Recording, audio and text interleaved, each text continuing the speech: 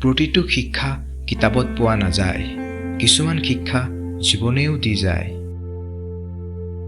জীৱনত কষ্ট পোৱাটো বহুত জৰুৰী, কাৰণ ই এক প্ৰকাৰৰ শিক্ষা, আৰু শিক্ষাই পৰৱৰ্তী সময়ৰ লগত যুঁজিবলৈ সাহস দিয়ে।